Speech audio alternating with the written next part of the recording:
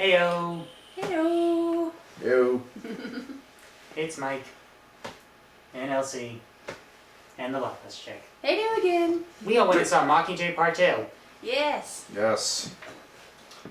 What the hell was that? That was the second half to the final book in a trilogy.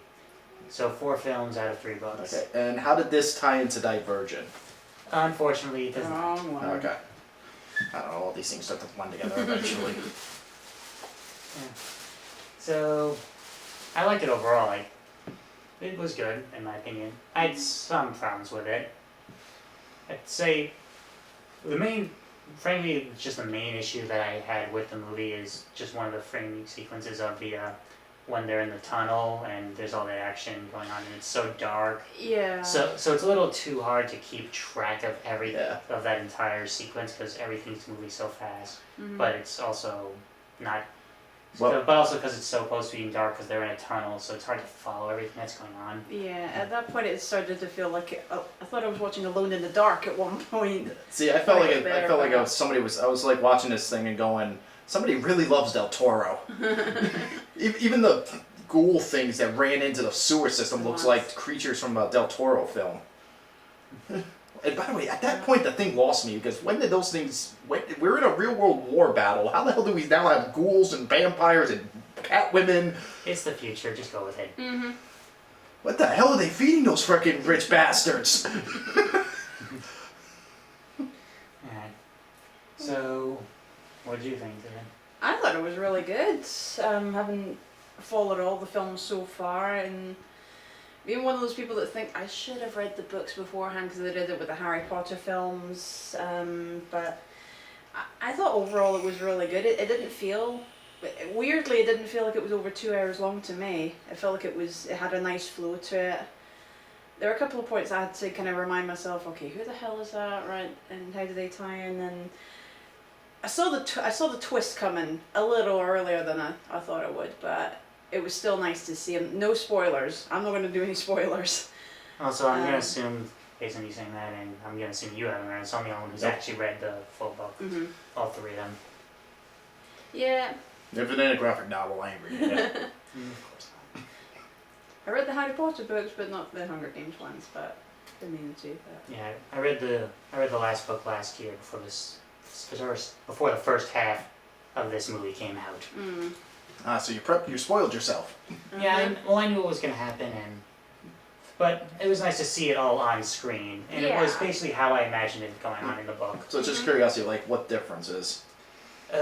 Well, it's been a year, so I'm just trying to refresh myself of, well, because there is like one part that I do remember being slightly different in the book, which is, should I just toss the spoiler warning here, blah blah blah. Whoop whoop. There you go. Which is, I just remember that in the books, PETA comes when he shows up there at their squad team up for when they're going to go strike team.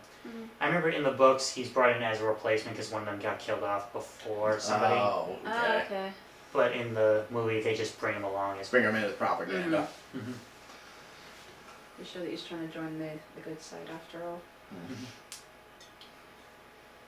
That's the only real one I can remember from the books as far as changes. Yeah.